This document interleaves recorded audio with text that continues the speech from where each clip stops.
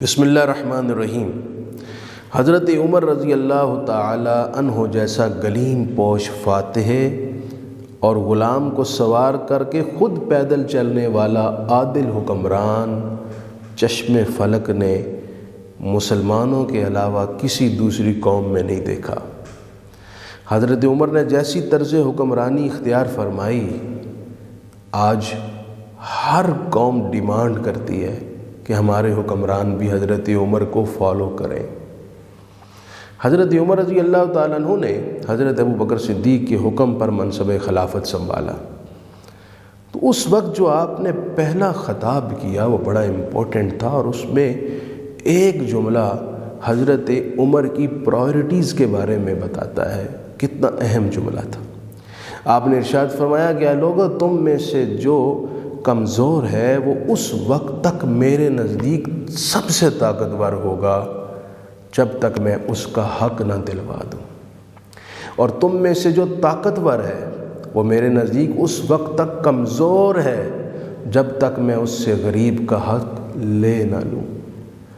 گویا آپ کے نزدیک انصاف میں سب برابر تھے، چاہے وہ طاقتور ہے یا کمزور ہے، غریب ہے یا امیر ہے، اپنا یا پرایا ہے، انصاف میں آپ سب کو ایک نظر سے دیکھتے۔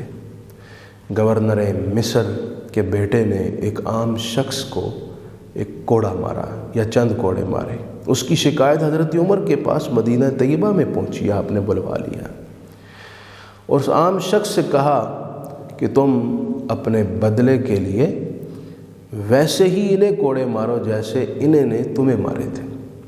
اور اس وقت حضرت عمر نے ایک تاریخی جملہ ارشاد فرمایا، آپ نے فرمایا متی استعبدتم الناس وقد ولدتهم امہاتهم احرارا، تم نے کب سے لوگوں کو غلام بنانا شروع کر دیا حالانکہ ان کی ماؤں نے انہیں آزاد پیدا کیا، خود مختار پیدا کیا۔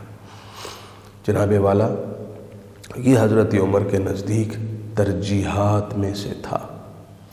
آپ جب گورنرز کو اور حکمرانوں کو مقرر کرتے تو آپ بطور خاص انہیں چند ہدایات جاری فرماتے۔ یوں سمجھ لیجئے یہ اس زمانے کی وی آئی پیز کی جو خاص نشانیاں ہوتی تھیں، حضرت عمر اس پر پابندیاں لگا دیتے۔ مثلا آپ فرماتے کہ ترکی گھوڑا نہیں رکھنا، باریک لباس نہیں پہننا، سیکیورٹی پروٹوکول نہیں لینا، اور اعلیٰ درجے کے کھانے نہیں کھانے، تاکہ تمہیں ایک غریب کا احساس رہے، ایک عام آدمی کا احساس رہے۔ تو اس طرح پابندیاں لگاتے۔ آپ کو خبر پہنچی کہ حاکم مصر ایاز بن غنم باریک لباس بھی پہنتے ہیں اور اس کے ساتھ ساتھ وہ سیکیورٹی پروٹوکول بھی لیتے ہیں۔ ناظرین کرام، یہ پروٹوکول کا نشہ بھی بڑا عجیب ہوتا ہے جو انسان کو خود سر اور متکبر بنا دیتا ہے۔ حضرت عمر نے جو پابندیاں عائد کر رکھی تھیں اس پر سختی سے عمل درآمد بھی کرواتے۔ ایاز بن غنم کو گرفتار کروایا اور آپ کے سامنے پیش ہو گئے۔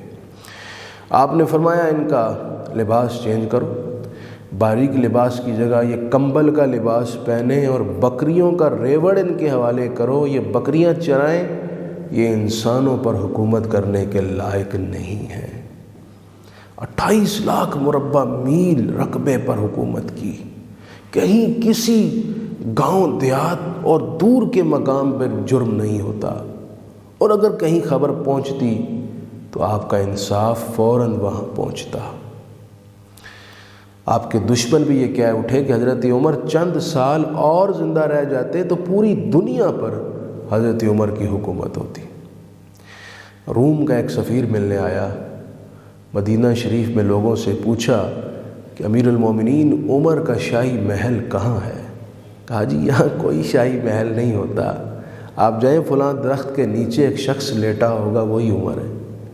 وہ یہ سن کر حیران تھا کہ ہمارے ہاں تو بادشاہوں کا بڑا پروٹوکول ہے۔ بہرحال اس نے دیکھا کہ درخت کے نیچے ایک شخص سویا ہے اور ننگی زمین پر لیٹا ہے، اور سر کے نیچے نرم گداز تکیہ نہیں رکھا بلکہ اینٹ رکھی ہے، اور مزے کی نیند سو رہے ہیں۔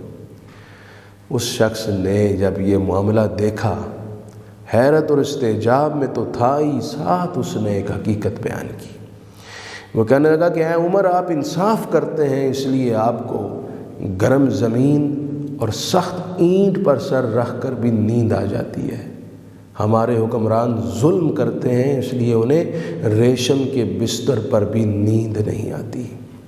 اس سے معلوم یہ ہوا کہ حکمران اگر ظلم کرتا ہے، ناانصافی کرتا ہے، تو اس کا سکون لٹ جاتا ہے۔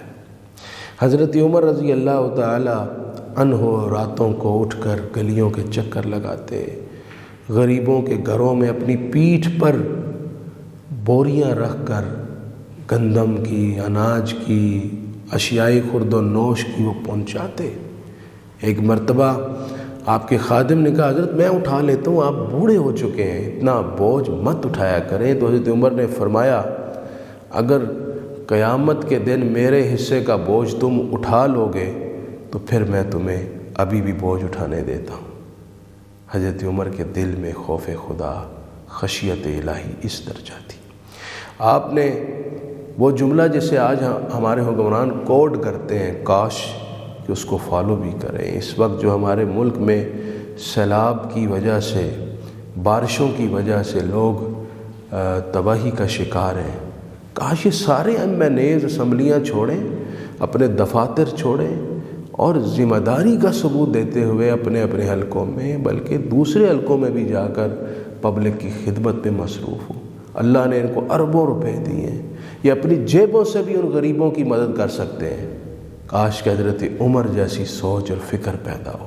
آپ نے فرمایا احساس ذمہ داری دیکھیں، آپ نے فرمایا اگر فرات کے کنارے بکری کا بچہ پیاسا مر جائے تو بھی عمر یہ سمجھتا ہے اس کا سوال عمر سے ہوگا۔ آپ دیکھیں اس جملے میں کتنی معنویت ہے۔ فرات ہے، پانی تو موجود ہے، لیکن بکری کا بچہ پی بھی سکتا ہے، لیکن وہ پھر پیاسا مر گیا۔ حضرت عمر فرماتے ہیں اس کا ذمہ دار بھی میں ہوں۔ اور یہاں تو ایسے علاقے ہیں جب پانی ہی نہیں، غریب پانی کی عدم دستیابی کے باعث مر جاتے ہیں، بھوک اور پیاس کی وجہ سے مر جاتے ہیں، انصاف نہ ملنے کی وجہ سے لوگ خودکشیاں کر لیتے ہیں۔ آئے دن تکلیفوں کی، پریشانیوں کی اور مظالم کی ایک نئی کہانی سامنے آتی ہے۔ ایسی صورت میں ان حکمرانوں کو جاگنا نہیں چاہیے۔ یہ اللہ کے حضور کیا جواب دیں گے؟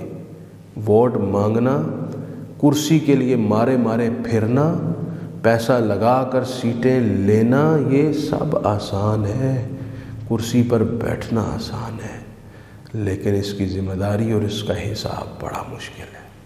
اللہ تعالی ہم سب کو اپنی اپنی جگہ پر ایک ذمہ دار مسلمان بنائے۔